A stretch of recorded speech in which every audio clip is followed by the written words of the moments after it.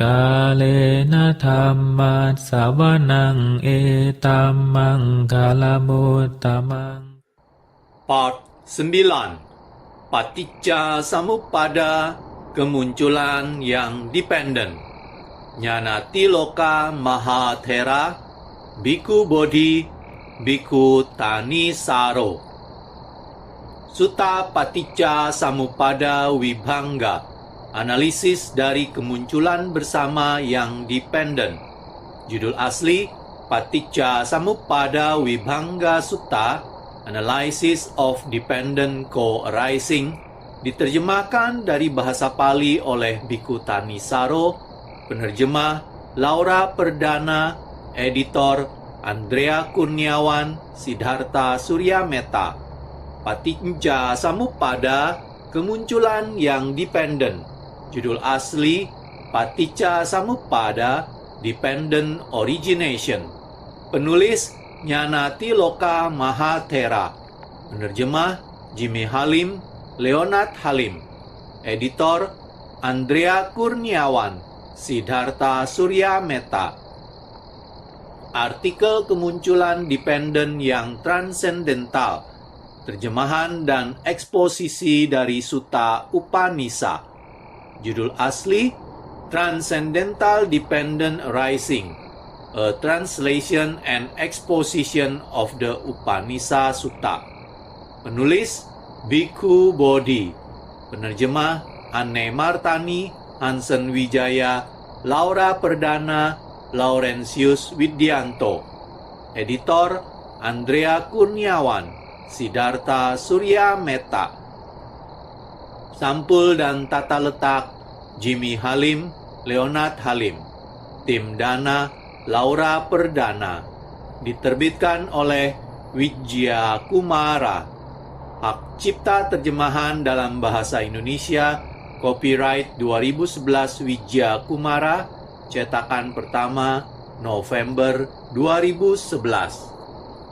Pada video part 9 ini, saya akan melanjutkan membacakan artikel ketiga, yaitu kemunculan dependen yang transendental, sebuah eksposisi dari Sutta Upanisa, dan melanjutkan mulai dari kegiuran atau piti.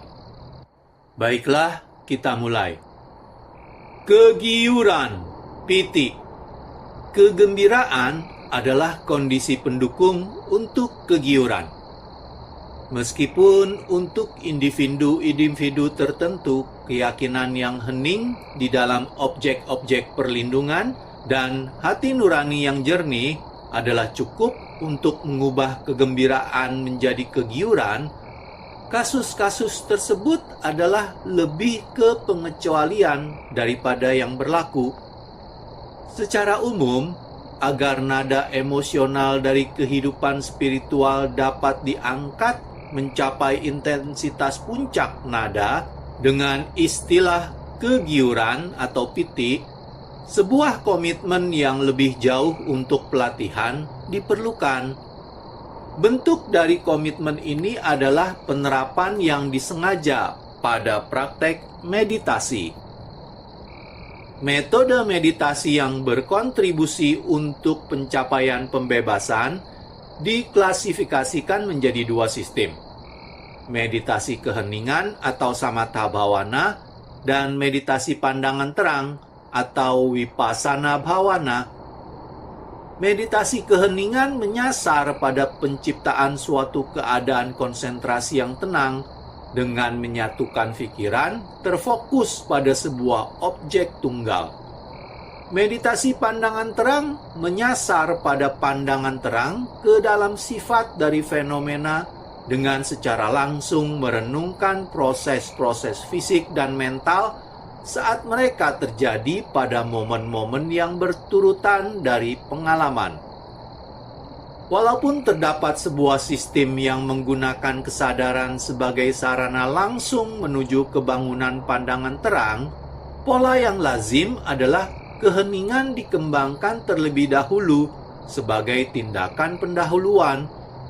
Karena penyatuan dan pemurnian kesadaran, dipengaruhi oleh konsentrasi yang memfasilitasi penembusan yang tepat dari sifat hal-hal melalui pandangan terang yang kontemplatif. Inilah rentetan yang digunakan oleh sutta ini. Tingkatan-tingkatan dari kegiuran melalui konsentrasi yang mencakup pengembangan sistematis dari keheningan. Dua tingkatan berikutnya adalah pengembangan pandangan terang. Meditasi keheningan dikembangkan atas dasar sebuah objek tunggal yang dipilih dari sebuah set standar dari objek-objek yang dipisahkan secara eksklusif untuk pengembangan konsentrasi.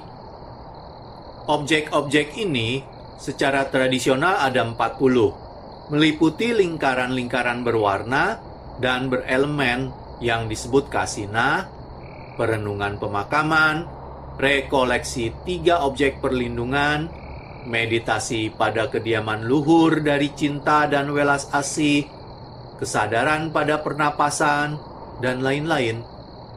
Setelah mengambil satu dari objek-objek ini sebagai bidang kerjanya, yogi berjuang untuk menyatukan pikirannya dengan menetapkan perhatiannya pada objeknya dengan mengecualikan semua data indera, konsep-konsep, pemikiran-pemikiran, proyeksi-proyeksi, fantasi-fantasi, dan pemikiran yang saling berhubungan.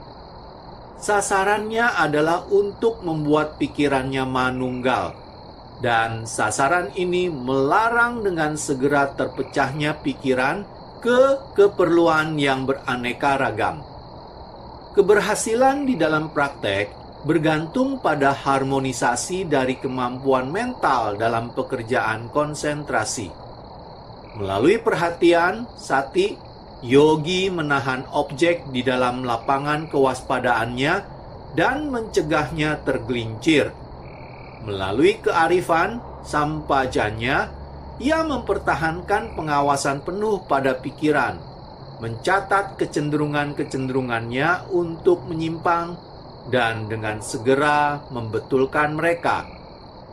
Dan melalui energi, wirya, ia berjuang untuk mengusir hambatan-hambatan yang menghalangi penyatuan mental dan untuk mempertahankan kewaspadaannya pada puncak nada yang tegang namun sekaligus rileks. Hambatan-hambatan meditasi diklasifikasikan menjadi sebuah kelompok dari 5 faktor yang disebut 5 rintangan, panca niwarana.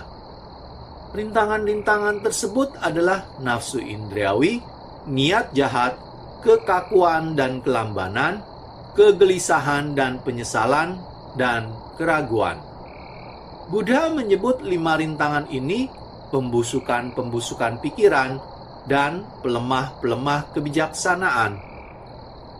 Beliau mengatakan bahwa rintangan-rintangan ini adalah kondusif bagi kesakitan, kebutaan, dan ketidaktahuan, dan mengibaratkan mereka secara berurutan seperti sebuah hutang, sebuah penyakit, pengekangan, perbudakan, dan bahaya-bahaya dari suatu perjalanan padang pasir. Penghapusan mereka melalui pengerahan tenaga yang tanpa henti adalah tugas pertama yang dihadapi meditator. Seiring ia maju dalam praktiknya, berjuang dengan kesabaran dan ketekunan, akan datang secara tiba-tiba jeda-jeda singkat di dalam perjalanan usahanya, dan ketika rintangan-rintangan tersebut tumbang, arus verbalisasi batin berhenti, dan pikiran tunduk secara manunggal pada objek. Pencapaian dari konsentrasi singkat ini, yang demikian cepat, memberikan kepuasan yang luar biasa. Pencapaian konsentrasi tersebut adalah pengalaman yang sangat kuat melepaskan semburan-semburan energi mental yang membanjiri hingga ke permukaan kesadaran dan membanjiri pikiran dengan gelombang-gelombang kesegaran yang menggembirakan. Pencapaian konsentrasi tersebut membawa suatu getaran yang menggembirakan yang mirip dengan ekstasi, memahkotai usaha-usaha yogi sebelumnya dan menginspirasi usaha yang lebih lanjut. Pengalaman ini menandai kemunculan dari kegiuran. Ciri khusus dari kegiuran adalah suatu minat yang kuat dan kesenangan yang diarahkan pada objek perhatian. Fungsinya adalah memberi penyegaran pada tubuh dan pikiran. Kegiuran dapat mencakup bentuk-bentuk bajik dan tidak bajik, tergantung pada apakah ia dimodifikasi dengan kemelekatan atau dengan ketidakmelekatan sehubungan dengan objeknya. Tetapi pada umumnya, kesadaran meditatif adalah selalu bajik. Kitab komentar mengkhususkan 5 derajat dari kegiuran yang mewujudkan diri mereka pada tingkatan-tingkatan yang berurutan dari penyatuan mental. Catatan nomor 18. Kegiuran minor yang terendah dalam skala tersebut dikatakan dapat membangkitkan rambut-rambut tubuh. Kegiuran singkat, derajat perkembangan berikutnya, bergerak melalui tubuh dengan intensitas seperti sambaran petir yang menyambar-nyambar di langit pada saat yang berbeda-beda. Pancuran kegiuran tingkat ketiga memecah di seluruh tubuh itu lagi dan lagi dengan kekuatan yang tak sedikit, seperti ombak-ombak di pinggiran laut yang pecah di pantai. Kegiuran yang mengangkat disebut demikian karena ia diberikan kemampuan untuk menyebabkan tubuh tersebut terangkat. Dan Wisuddhimagga mengutip beberapa kasus di mana ini benar-benar terjadi.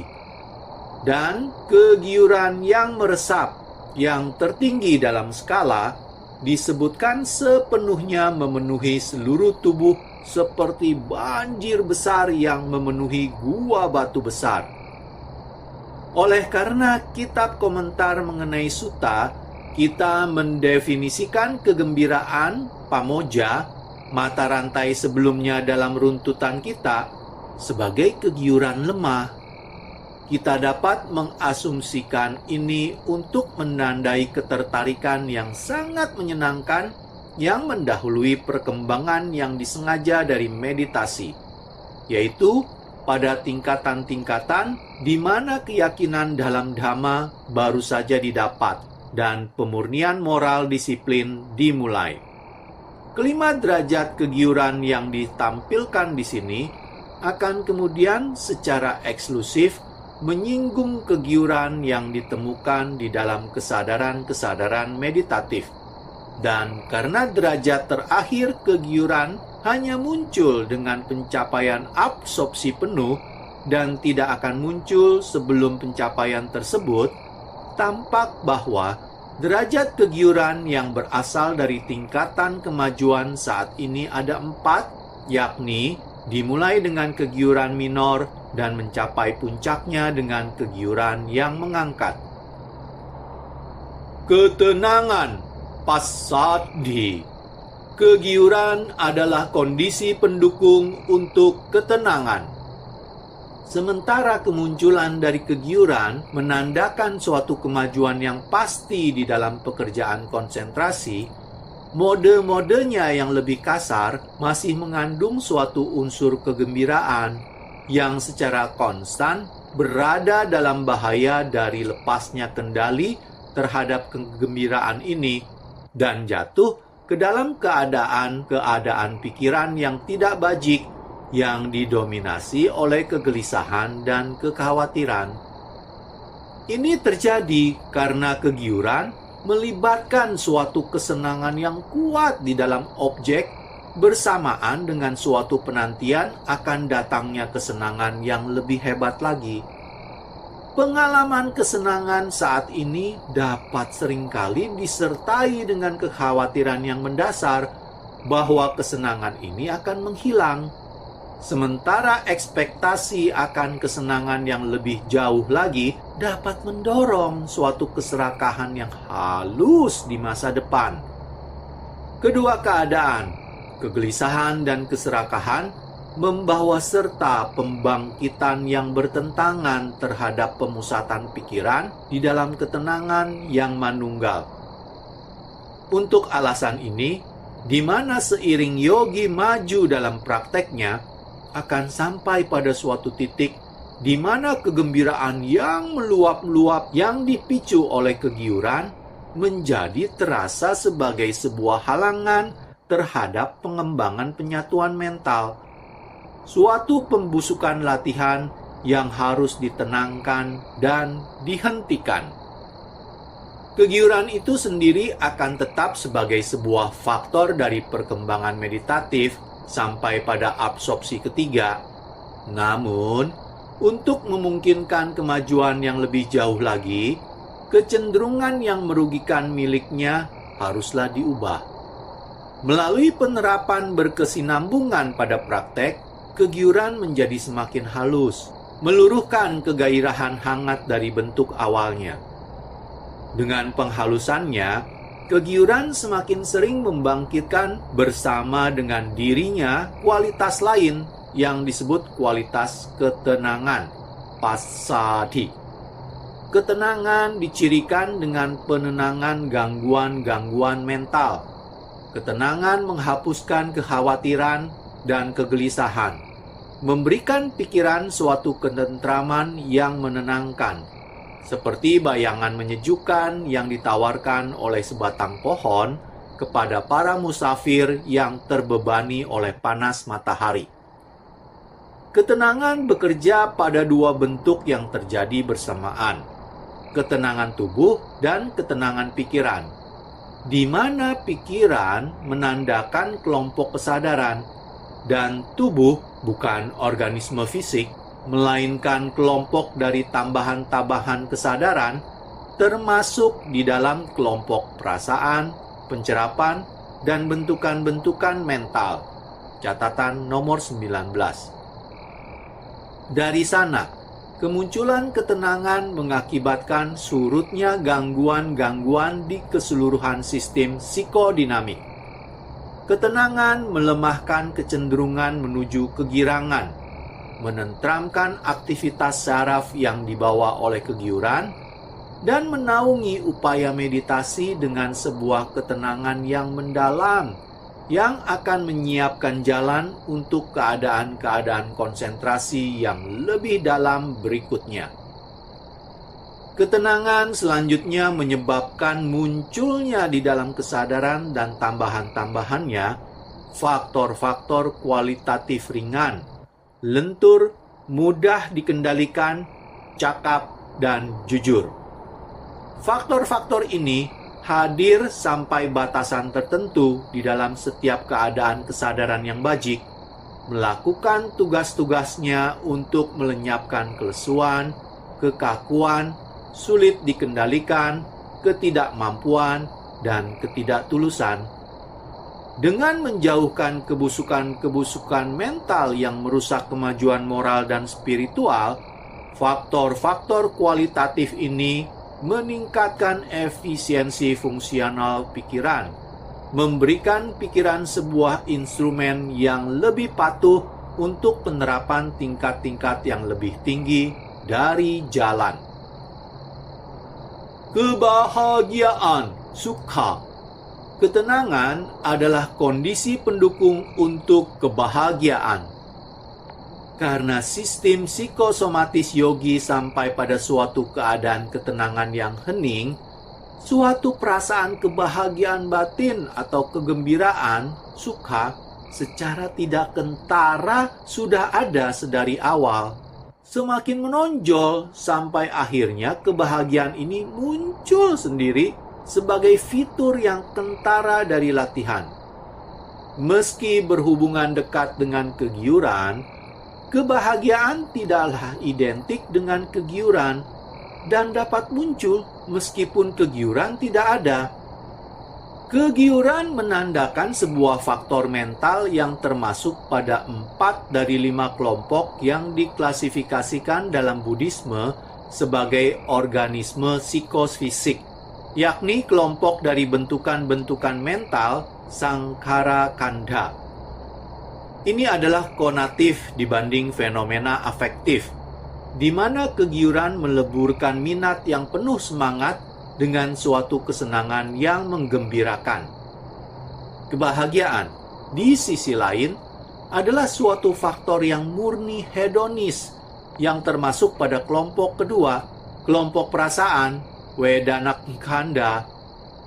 Di sini adalah perasaan yang menyenangkan, karena kebahagiaan dikondisikan oleh ketenangan, maka kesenangan akan muncul di dalam meditasi seiring dengan meredanya gangguan-gangguan. Kegiuran relatif kasar dalam kualitas, sedangkan kebahagiaan adalah halus. Oleh karena itu, meskipun kegiuran selalu disertai dengan kebahagiaan, dalam pencapaian meditatif yang lebih tinggi dari jhana ketiga, kebahagiaan dapat tetap ada bahkan setelah kegiuran telah memudar. Attha Salini, sebuah kitab komentar untuk Abhidhamma Pitaka, mengilustrasikan perbedaan di antara mereka dengan simile yang jelas. Seorang pria yang berkelana melalui padang gurun yang luas dan karena demikian panas, ia menjadi haus dan sangat ingin minum. Jika ia melihat seseorang di jalan, ia akan bertanya, "Di manakah air?" Yang lain akan berkata, "Di seberang hutan ada sebuah hutan lebat dengan danau alami. Pergilah ke sana dan kamu akan mendapatkan air." Mendengar kata-kata ini, ia akan menjadi senang dan gembira. Selanjutnya, ia melihat orang-orang dengan pakaian dan rambut yang basah, mendengar suara dari unggas liar dan burung merak dan lain-lain. Melihat hutan lebat yang hijau seperti sebuah jala perhiasan di tepi danau alami, ia akan melihat bunga lili, teratai, dan lain-lain tumbuh di danau tersebut. Ia akan melihat air yang jernih bersih. Ia akan menjadi jauh semakin senang dan gembira. Ia akan turun ke dalam danau alami itu, mandi dan minum dengan gembira, dan beban-bebannya sirna.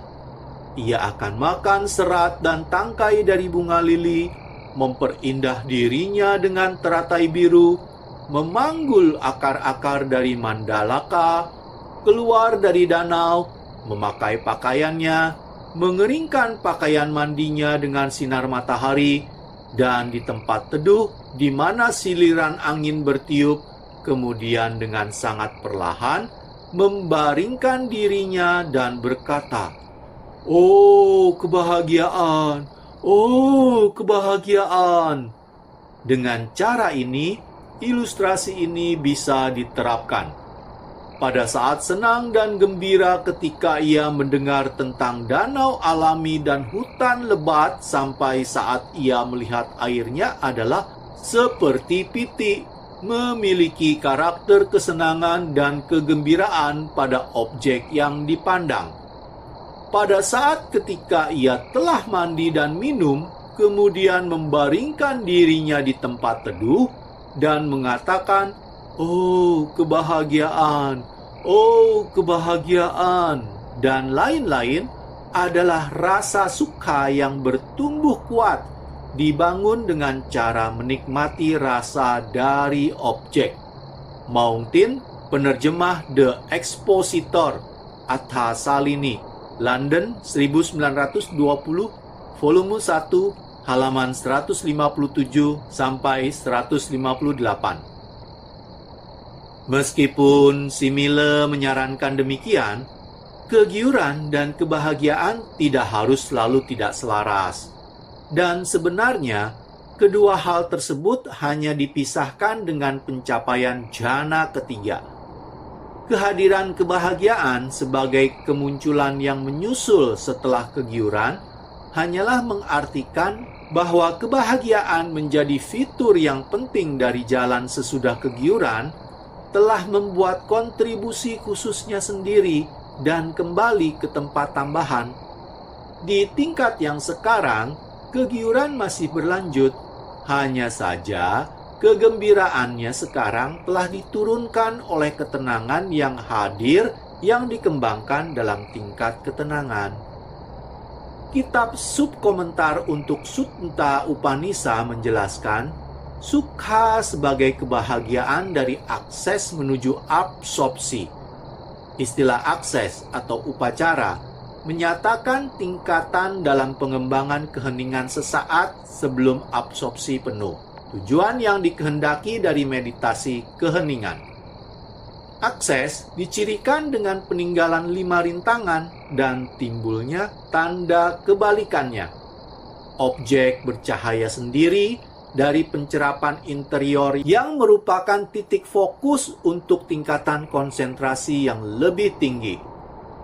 Peninggalan rintangan-rintangan sudah mulai dengan perolehan keyakinan yang memberikan sebuah cahaya yang hening yang menangguhkan pergolakan mereka. Dan setiap kenaikan di sepanjang jalan menandakan perlemahan mereka sampai ke tingkat yang lebih lanjut. Karena rintangan-rintangan adalah halangan-halangan utama, baik untuk keheningan maupun pandangan terang, tingkatan-tingkatan awal dari jalan terutama memperhatikan pelemahan dan penghapusan hutan ini. Penghilangan rintangan-rintangan sebelum perolehan akses diperoleh melalui 2 metode. Yang satu secara spesifik diarahkan ke masing-masing rintangan secara terpisah.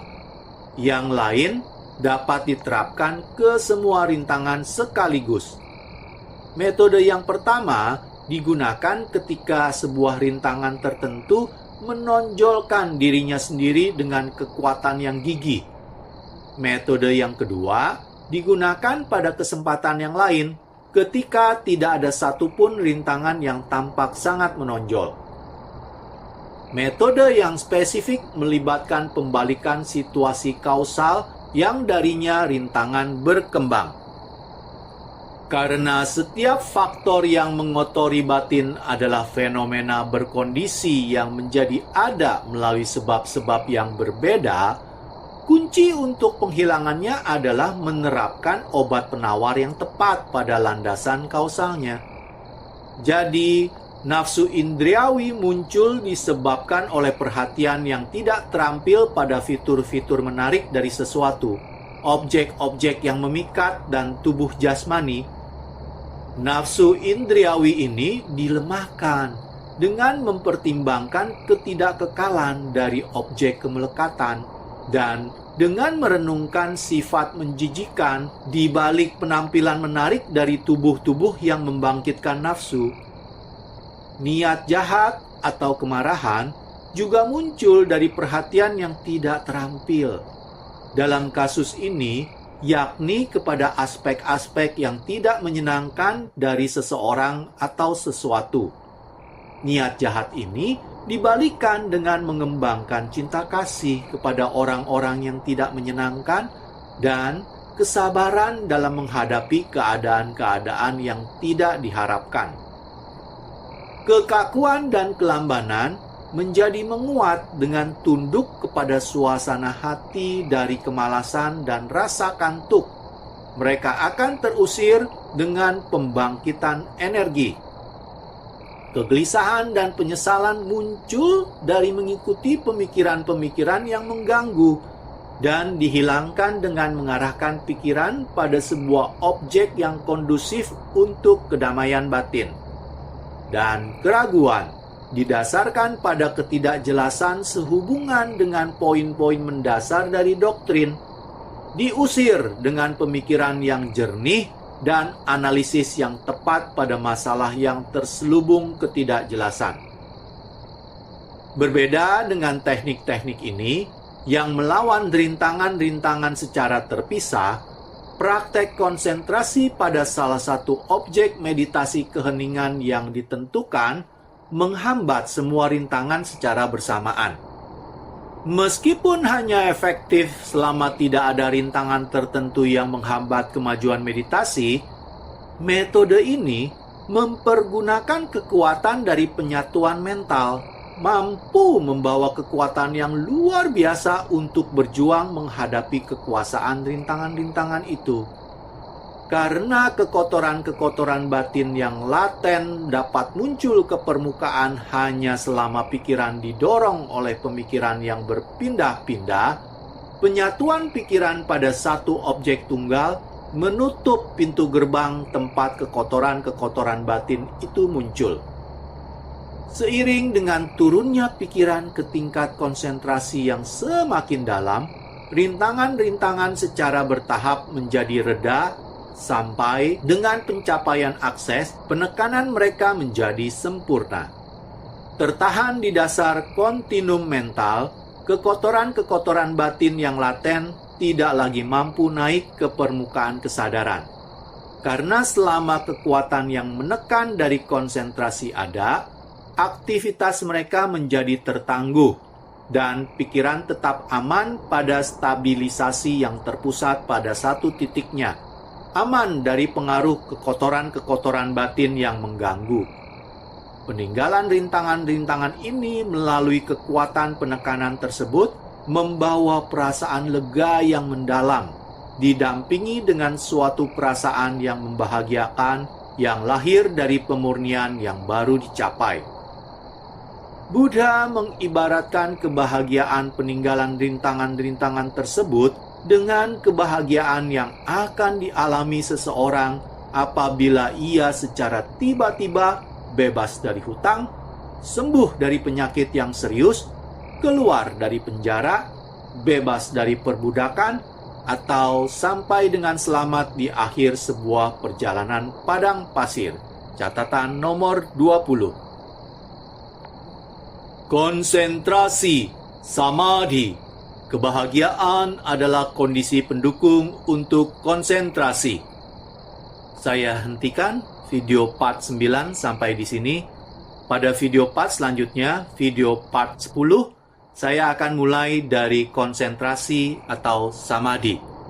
Namun demikian, sebelum saya mengakhiri video part 9 ini, saya akan membacakan catatan mulai dari nomor 18 sampai 20 sebagai berikut. Catatan nomor 18, Vis-M. Saya artikan ini sebagai Visuddhimagga. Mohon maaf jika salah, karena ditulis dalam V besar ISM dalam huruf kecil. Jadi, saya akan artikan sebagai Visuddhimagga. 18, Visuddhimagga 4 Romawi 94 sampai 98, Nyana Moli halaman 149 sampai 150. Catatan nomor 19, Vis-M atau Visuddhimagga 14 Romawi 144, Nyana Moli halaman 525. 5 kelompok atau pancakanda adalah kategori-kategori dasar yang digunakan oleh Buddhisme untuk menganalisis organisme yang berkesadaran. Kelompok bentuk materi mencakup tubuh jasmani. Kelompok perasaan, pencerapan, bentuk-bentuk mental, dan kesadaran mencakup pikiran. Dari 4 ini, 3 yang pertama dianggap sebagai penyerta atau pendamping dari kesadaran, yakni faktor utama dari kehidupan mental. Catatan nomor 20, Digha Nikaya 2. Demikianlah, terima kasih. Kalena dhammat savanang etammang kalamutamang